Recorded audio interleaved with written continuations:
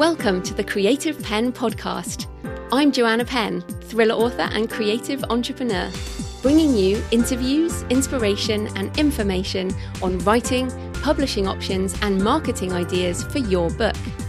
You can find the episode show notes, your free author blueprint and lots more information at thecreativepenn.com, and that's pen with a double N.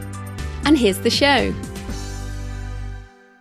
Hello creatives, I'm J.F.Penn and this is episode number 467 of the podcast, and it is Friday 27th of December 2019 even as I record this in the last few days of the decade. Yes, we are in the post-Christmas lull before the 2020s, and I'm definitely not a massive fan of the end of the year. I love the beginning of the year. And I know it's all arbitrary because it's like the next day, the next week, whatever, but it still feels pretty big to me. So I like to reflect at the end of every year on what I intended to achieve because when I set my goals in January, I always think I'm going to do this, that and the other. And inevitably, by the end of the year, I've achieved some of those things, but other things have changed. And I learn lessons along the way. And over the I haven't been doing this show for like a decade, but I've been doing it for 5-6 years, I think. And it really helps. It keeps me accountable, keeps me focused. And of course, inevitably, things change over the year. And the same will be for you. And 2019 is no different. So this is my 2019 roundup. Did I achieve my creative goals? But the other question is, did you? And as you listen, I hope you'll reflect on your own year. Please do leave a comment on the show notes, which you can always find at thecreativepenn.com/podcast. And this is episode 467. Or tweet me at the Creative Penn with a double N with your update. I wanted to point out this year I had a very productive strategy for this show. I use the Things app, which is Mac only, sorry if you're PC, but the Things app is great. I use it for my to-do list. I use it for reminders and quotes and thoughts and ideas, and I just use it for everything. And I had a little note for achievements. And every 3 weeks it would pop up and I'd update it with whatever else had happened. And that really helped me. And then I reset it for the next 3 weeks. So if you are looking back at 2019 and going, I don't even know what I did, that it can be easy to feel that way. Then maybe do this little trick for 2020. So have a reminder, whatever app you use. You could even do it with your diary, just put a reminder on your phone or something. Every 3 weeks, update it. I think 3 weeks is quite a good time because you don't get much done in a week, but 3 weeks to a month, you get a lot done. So, a little tip for you next year if you have forgotten what you achieved. Also, a really big thank you to my patrons on Patreon. You guys are fantastic and your financial help sponsors solo episodes like these. So if you have found the show useful in any way and you'd like to see it continuing for at least another decade, well, no, I can't promise a decade. I'll promise another year for sure. If you'd like to support the show for just a couple of dollars a month, go to patreon.com, patreon.com/The Creative Penn. And of course, you get the extra monthly Q&A on audio, which I put out before Christmas for patrons. Okay, let's get into it. So basically, I will read out the goals I set and then I will talk about whether or not I achieve them and why. So number 1, be a better publisher, make more of what I already have. So it was my priority this year to go wide with audio and create more editions of my existing work, as well as writing and publishing new books. So once you create an intellectual property asset, you have to manage it. And that means maintaining your editions as well as marketing in order to sell more for the long term. So I'm really happy that I have achieved this goal, with new editions of older books rewritten, re-released, and also making sure my new books are released in multiple editions simultaneously. So this year I did manage to launch 2 books, maybe even 3 actually, with ebook, paperback, large print, hardback and audiobook at the same time. It's the first year I've actually managed to do that with books all together. So pretty happy with that. So I'm just going to tell you what I did. and writing it down, I'm pretty happy with it, to be honest. So I launched Valley of Dry Bones audiobook wide through ACX and Findaway. I re-edited and re-recorded, recorded myself, narrated 1,000 Fiendish Angels. First fiction I've narrated myself, published that wide in audiobook, updated the ebook and did the paperback, large print and hardback editions. I moved as many audiobooks as possible wide. So I took them out of ACX and went wide with how to market a book, how to make a living with your writing, The Healthy Writer, and how to write nonfiction. And of course, if you signed an exclusive deal with ACX, but you own the rights, you can move to a non-exclusive contract after 1 year. You just have to email them and ask. If you've done a royalty share, then sure, you're locked in for 7 years. And I've actually got some books coming up in 2020 that will be out of that 7-year period. So it'll be interesting to see what happens with those. I'm not quite clear on the process, to be honest. Okay, what else? I recorded The Dark Queen, which is also a short story, fiction short story, as an audiobook, published it wide on ACX and Findaway. And of course, when I say I recorded these fiction, it doesn't sort of show you what went into that in terms of doing the audio training and the voice coaching and stuff like that. So obviously a lot goes into this, much more than just the writing. I edited and produced a new edition of Successful Self-Publishing, also re-released it in ebook and print, and self-narrated the audiobook and published that wide. I wrote and published Map of Plagues, which is the second Matt Walker dark fantasy, in ebook, paperback, large print and hardback editions. And I know people keep asking me for the audio, but what I find with my trilogies is that by the time I write book 3, I have to update book 1. Just with small things like names of things and, almost just making it a better trilogy. So I'm not going to do the audiobooks until I have all 3 books there. I also updated, rewrote and published a new edition of Public Speaking for authors, creatives and other introverts, and narrated the audiobook for that. I published Productivity for Authors in ebook, paperback, large print, hardback, workbook. Workbook editions for you non-fiction authors. Very good. And I also narrated that audiobook. I licensed several non-fiction books in French and also had a new one licensed and published. I'm not even going to try, but the mindset book in French. I also produced, so I had a show on the AI experiment. So did the first draft with AI and then worked with German editors and produced 3 non-fiction books for authors in German. I have just chosen a narrator for the mindset book in German. So that will be coming out. And the mindset book is also available in French in audiobook edition. So yeah, quite a big year for putting books out in various formats. So the reason why I had this goal of making or being a better publisher is that this care of the backlist tends to be forgotten by many indie authors who see the speed of publishing as the main goal. But of course, once the book is out there, it is only an asset if it brings in income for the long term. Otherwise, it's just cash flow or money for time, as it is for those traditionally published authors who sign contracts for the life of copyright. You're essentially just writing it, getting some money the first couple of months and then never making money from it again, because that's how fast these things work. But if you maintain your backlist, if you look after your book, so maybe that means updating the content, doing a new edition, particularly for non-fiction. Maybe it means updating your back matter. It might mean doing new covers for a series. If they're looking a bit dated, it might mean revamping the blurbs, or doing a promotional campaign on an older book or a series to bring it back to life. So if you look after your backlist, you will keep making money from it. And I just see too many indies, particularly within KU, focused on just bang, bang, bang, another book, without looking after that backlist.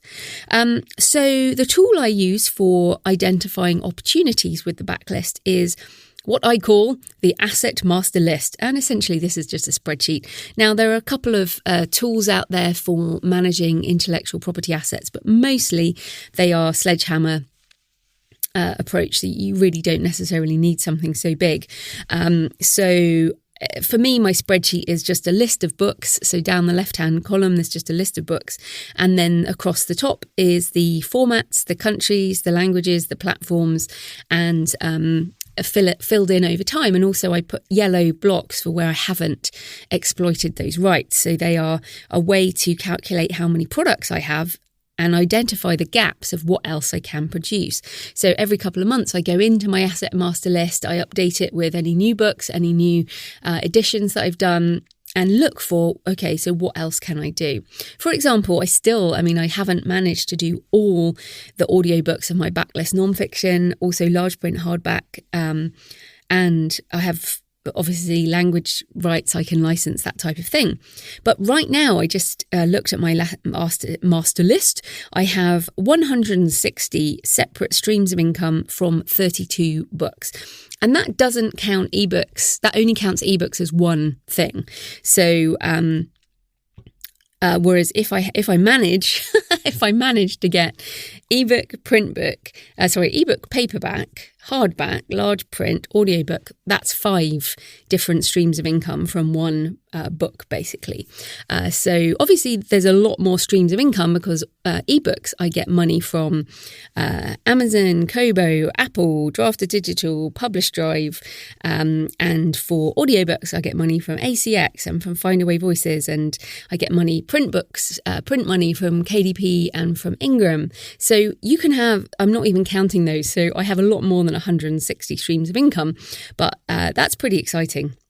Okay, so even if you have only one book, you can start an asset master list because it will help you identify what you can do to increase income from one product. And if you have more books, then I hope you have an asset master list.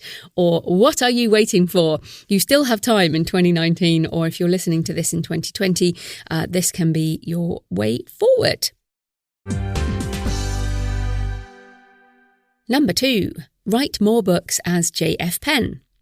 So I did intend to write 3 novels this year. I wrote Map of Plagues. I have also started Map of the Impossible. I've got about 16,000 words of Map of the Impossible. I've started the research on Arcane Book 11, which will be around the Portuguese Empire. Now, because I'm the kind of writer who loves the research process, I'm never going to write more than a couple of novels a year. And that's okay because this is my sustainable pace and I have a very happy creative life. I did re-edit The Dark Queen and 1,000 Fiendish Angels, and I got those out in audio. So those were other fiction projects. Plus I launched Books and Travel, which I'll come to in a bit. And that is under my J.F.Penn brand, my J.F.Penn brand. So all this audio focus will underpin my fiction as the years progress. I've built an effective ecosystem for multiple streams of income around my non-fiction as Joanna Penn, so my plan is to do that for J.F.Penn too. But I know it takes at least 3 to 5 years of work to see any significant impact on sustainable sales.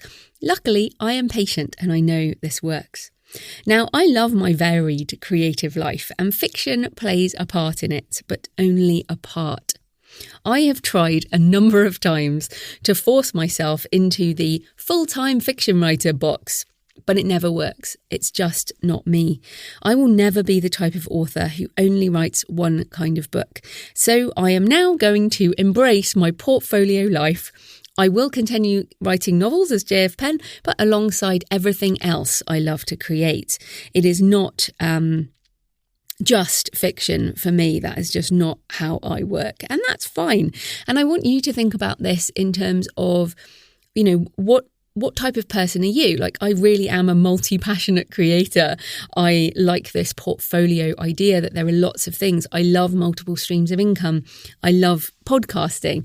I love doing all these different things and bringing it all together into one life. Maybe you're completely the opposite. Maybe you just want to do one kind of book and make one kind of income. Maybe you're really happy in your day job and you just want to write books for a hobby. Awesome. Like, seriously, that might be the easiest route.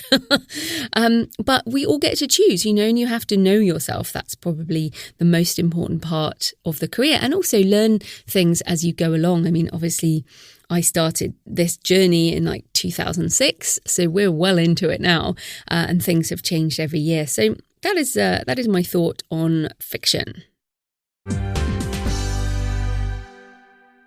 Number 3, continue serving the author community through the Creative Penn. So the Creative Penn podcast hit its 10-year anniversary in March 2019.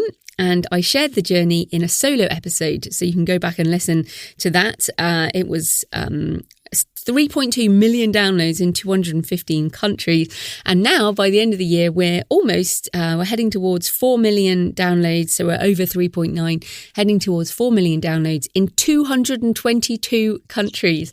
So I want to send a big shout out to everyone listening all over the world, because I literally can't even name 222 countries. So that must be almost every country in the world. So I'm pretty happy with that.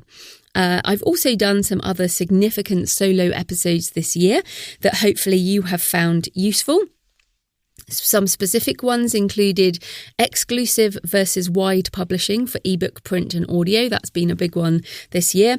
Also, 9 ways that artificial intelligence, or AI, will disrupt authors and the publishing industry in the next 10 years. And I'm going to make that a annual update. So you can expect I think that was around June. So every year I will do an update on the AI developments for authors. Also, podcasting goes mainstream. How can authors benefit? And tips for self-publishing and translation. Those are just some of the solo shows. So these solo shows take a lot more time than the interview shows. And also they take money in terms of travel and learning that go into the preparation for those episodes. And hopefully you find these very useful. So for example, that AI post and my AI updates and things, I spend a lot of time reading material and listening to podcasts and gathering. This year I went to the Wired AI conference and trying to learn things that will obviously help me, but also help you, because I share it on the show. So a huge thank you to my patrons who essentially support these solo shows, and also thank you to our corporate sponsors as well. So yes, what else helped the Creative Penn? Obviously, new editions of Successful Self-Publishing and Public Speaking. I also did a mini course on productivity for authors and turned that into a book, Productivity for Authors. Find time to write, organise your author life and decide what really matters. I've also almost finished the edits on audio for authors, audiobooks, podcasting and voice technologies. That will be out. I've actually moved the pre-order and got one of those notices from Amazon, which is like, if you don't deliver now, you're allowed to move it once, but once you've moved it once, that's it. So 6th of March, 2020, Audio for Authors is now available for pre-order. The main reason I had to move it is because I will have finished the book in January, but to record the podcast and then have time for the audiobook, and have it time to upload, it needs about 3 weeks to get through all the systems. So that's why, but 6th of March 2020 on pre-order. I've been to lots of learning events this year. I went to the Wired conference. I went to London Book Fair, Podcast Movement in Orlando, Frankfurt Book Fair in Germany, and the Business Masterclass in Las Vegas. So I really do feel like I've had a good year, like a brilliant year actually, in terms of learning and self-development. A lot of audio training as well. And I feel like I had the time to do that because I didn't do any professional speaking. And it was my year of no speaking. And I really did need a reboot. I was very tired of traveling for speaking reasons. And I got that in 2019. So I hope you have found my lessons useful this year, and that you have felt you get value from the podcast. So for you, I hope you also value continuous learning, and it is critical for creatives and entrepreneurs. We need to keep filling the creative well. We also need to learn the new skills and ideas that we need to get ready for changes ahead. And we need to meet people outside our immediate niche. We cannot stay in the safety of the indie author echo chamber, or we will find ourselves blindsided by changes to come. And there are big changes to come. So freedom remains my number one value, but curiosity is a close second. And I'll keep sharing what I learn as we go forward together on the author journey. And I hope you will value your learning this year.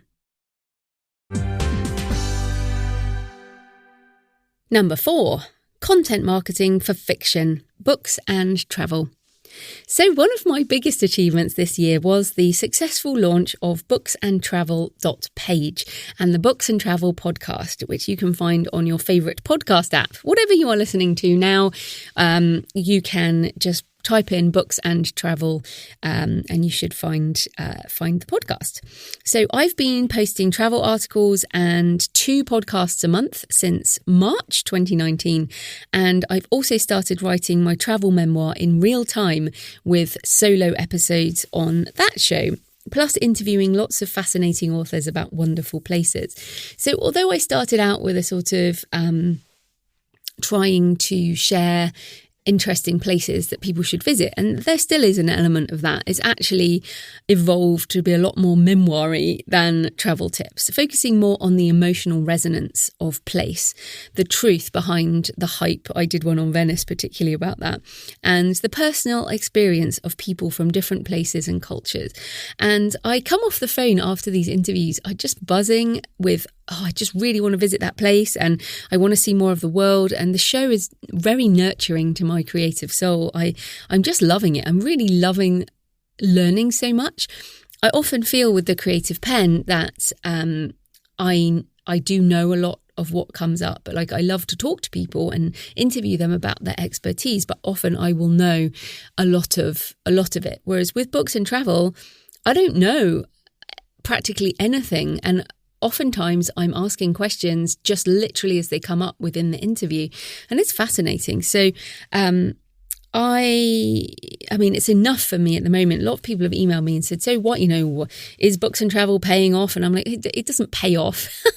Podcasting does not pay off for months, years, sometimes never. Sometimes a creative project is just a creative project. And I want to write my travel memoir. I'm kind of writing it in real time on Books and Travel. I'm kind of just thinking about what else is possible through that side of my business.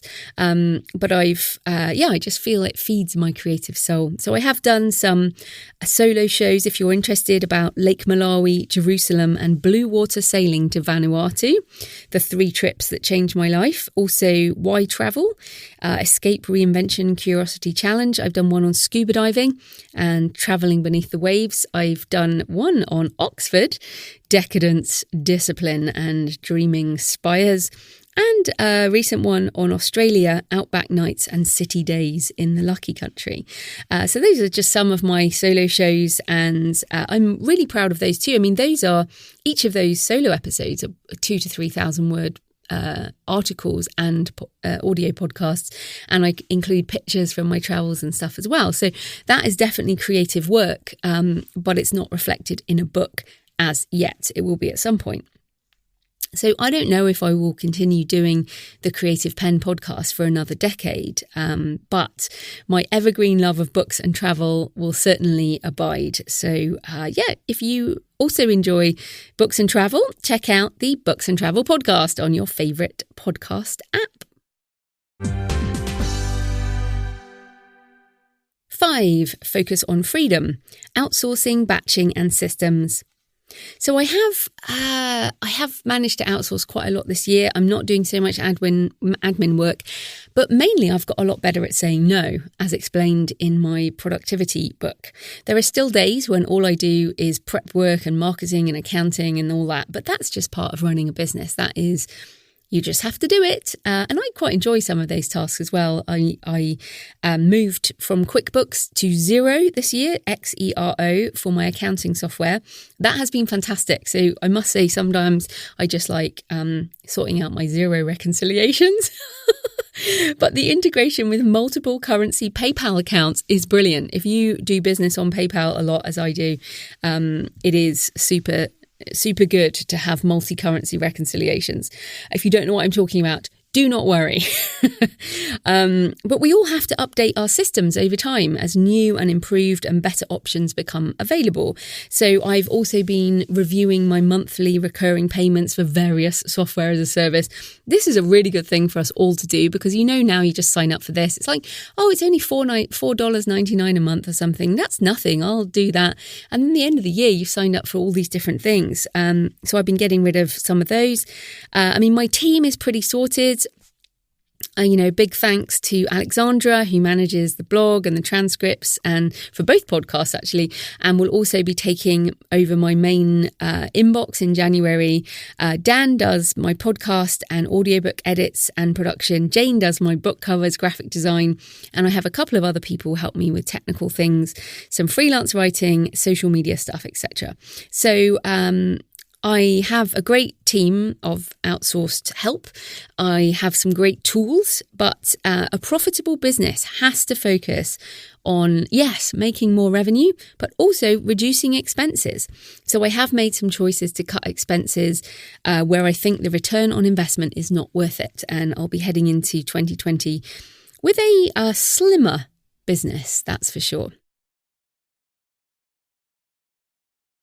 And when I say slimmer, I mean trimmer and stronger, with a bit less fat, which also segues into number 6, the healthy writer and the travelling writer.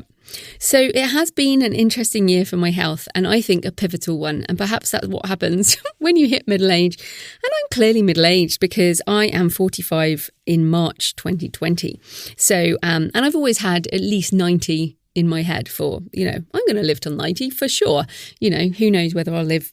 Obviously, things could change any time, but in my head, 45 really is some kind of pivotal moment. So I need to step it up. I'm not relaxing in any way. I'm stepping it up. But the first half of 2019, I seriously fell off the wagon health-wise. We bought a house in late January, and then between January and the beginning of May, we had a lot of stuff going on with the settlement and moving and all of that, and that was quite stressful.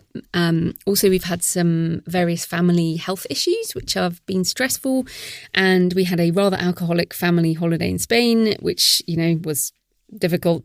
Then I had laser eye surgery, and recovering from all of these things, this, by the time that happened, I was in July, so I was it, like we all are, you're just managing your various life things as well as trying to run your business and stay married and all of these things. So yeah, anyway, no excuses, obviously, but my health, it wasn't great. So Orlando in August was my low point. The conference hotel. Now, I had a great conference at Podcast Movement, but my health was pretty bad. The conference hotel, and sorry, Americans, sometimes you have some fantastic stuff. Sometimes you have terrible food. And so the conference hotel basically had an omelette. That was essentially all I could eat, or bagels. I lived on a lot of bagels. And I've had recurrent shoulder pain for a while. Interestingly, I've had recurrent shoulder pain since at least 2010. So this has been a decade of various RSI and shoulder and arm issues. But basically, I saw a specialist, and he said that over the years of hunching and typing and desk work, that my shoulders had essentially rolled forward and were pinching the nerves in my arms. And that explains so much of a decade of pain. And also a lot of it was also inflammation from too much sugar. My weight was too high. I had more joint pain than I've had in a while.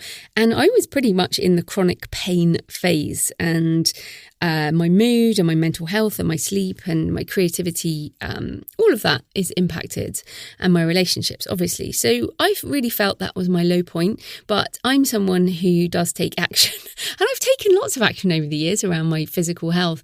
But if you read The Healthy Writer, I talk about health as an onion, and the moment you deal with one thing, then you've dealt with that, and that layer disappears, and there's another layer underneath, and that's basically life. It never stops. But so I saw the specialist. I had a steroid shot to reduce the pain. I went no sugar, low GI, no sugar diet, and within a week or so, the pain had kind of lessened a lot. And then I started working with a personal trainer twice a week for shoulder rehab, and also building strength in my back. And I have to say, it is one of the best things. I've had personal trainers over the years. I've gone to the gym for 25 years, and obviously do yoga and all of this type of stuff. And I walk, and I'm very active. But Having a personal trainer specialising in shoulder rehab has been brilliant, because we have basically fixed me after 4 months. So as we speak now, my health has really turned around. I'm down a dress size. Woohoo! I'm sure everyone wanted to know that. My body fat is down 5%, but that is not so important as the fact that I'm pain free. My shoulder's fine. I can also, I'm pretty proud of this. So I'm like strong woman now. I can deadlift. So today, this morning, in fact, I deadlifted 50 kilos, 3 sets of 5 reps, 50 kilos this morning. And I was really happy. Also, I can do overhead lift in an Olympic bar, which is 20 kilos overhead. Again, 3 sets of 8 reps. So the fact is, in August, I couldn't even lift my right arm above my head. So if you're sitting there right now going, oh, I have shoulder issues, can you lift your right arm or your left arm, whichever one hurts, straight up in the air above your head? I couldn't even do that. And I certainly couldn't even lift a 1 kilo weight with my right arm. And now I'm just strong. So this is my focus. It's moving into midlife 45 in March 2020, pain-free and fitter and stronger. So I have, you're going to laugh if you've been around a while, I've booked again to do the 100-kilometre Race to the Stones in early July 2020, which is basically a double ultra marathon. I will be walking it, and I did it in 2016, but basically broke myself. So I'm going to be a lot better this time, and I want to have something to measure against. I think that's part of it, but also staying pain-free is really important. So hilariously, with the Healthy Writer, I've given up sugar so many times, but giving up sugar this time has stuck a lot more because I'm pairing it with this. And I don't ever want that pain again. I really, really do not. So I am very motivated for a healthy 2020. And I'm a little bit addicted to lifting weights right now. It's really fun. In terms of travel, I've done a lot for my writing life. I've done fiction book research trips to Amsterdam and Lisbon for Arcane 11, plus Orlando for Podcast Movement, Las Vegas for the Business Masterclass. And I started the year, this time last year, we were in Australia and New Zealand, which is where Jonathan's family are. And we've also been to Spain with my family. So I do always share pictures on Instagram at J.F.Penn author. So you can check out my pictures there. We did have a big cycle trip planned across Southeast Asia, but we have some family health issues at the moment. And so Jonathan's going back and forth to New Zealand a lot, and we can't really commit to an extended period. So all of that big adventure stuff is on hold for a while. We are in a phase of life, a phase of life, let's call it that. So financial goals, which I normally talk about, not a specific goal as such, but I don't have to return to a day job. So hooray! So my main driver every year is clearly to maintain and be happy in my creative life. The business income has been remarkably consistent this year. It's almost exactly the same income for the year, but my expenses were a little bit higher, resulting in less profit. This was around virtual assistant help and also hosting costs, as well as my extensive international travel, which I think was, like double the cost of last year. This is the problem, you see. When I travel for speaking, people pay for it. When I travel myself, I have to pay. But there you go. So I have plans to address these things in 2020. So 2020 will be more profitable because it's important to increase income, but it's also critical to reduce expenses. So, it's not about how much you make, it's about how much you keep. However, I have done lots of things. For example, we bought a house. So that's pretty big deal. And that was a big deal because we sold our last house 10 years ago. We had a decade of renting in order that I could have this change in my career. So now we have a house. I have my little audio booth, which is very cool. And so that was good. Also saved and invested. My net worth has increased. And I am very focused on the financial independence retire early movement, which is FIRE. And not that I want to retire early, but it's more the financial independence side. I've been reading money books for 20 years now, really, since I first read Rich Dad, Poor Dad by Robert Kiyosaki. And I have actually put a list of money books at thecreativepenn.com/moneybooks. So thecreativepenn.com/moneybooks, all one word, and links in the show notes, because I think we were starting to talk about this a bit more. I've had private conversations with lots of people about this, but I think we are ready to start talking about it. I will have Brad from the Choose FI podcast, the Choose Financial Independence podcast, in early January. We'll be talking about some of the principles. I also recommend Playing with Fire, a documentary on financial independence that you can stream on Amazon Prime, I think. And also, we are rethinking our choices to make life easier and more sustainable, because at the end of the day, being a writer is like any other job. If you do this full time, you have to put money in your superannuation or your pension.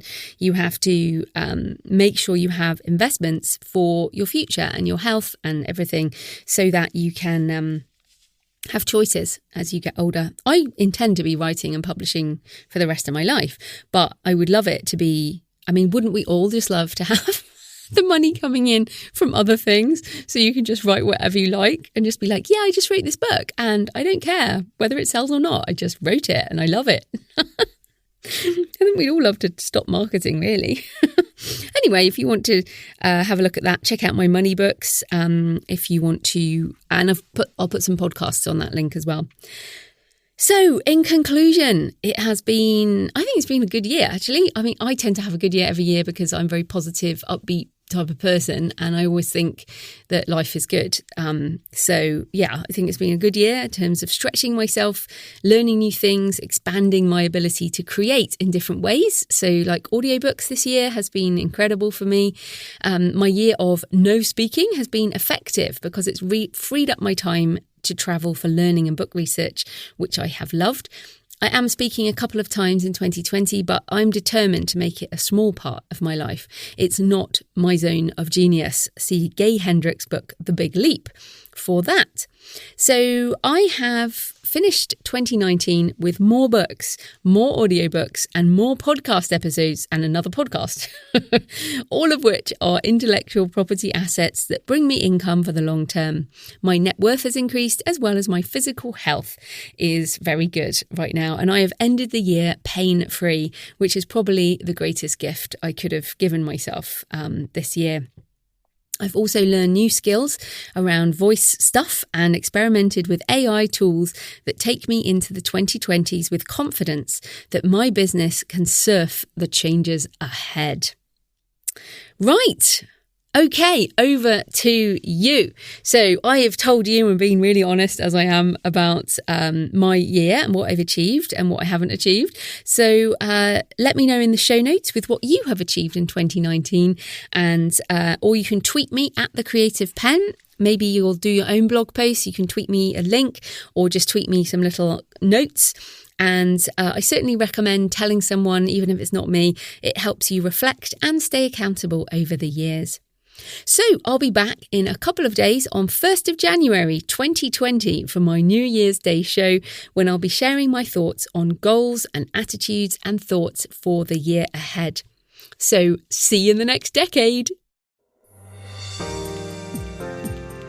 Thanks for listening today. I hope you found it helpful. You might also like the backlist episodes and show notes available at thecreativepenn.com/podcast. You can also get your free author blueprint at thecreativepenn.com/blueprint. If you'd like to connect, you can tweet me at The Creative Penn or find me on Facebook at The Creative Penn. See you next time.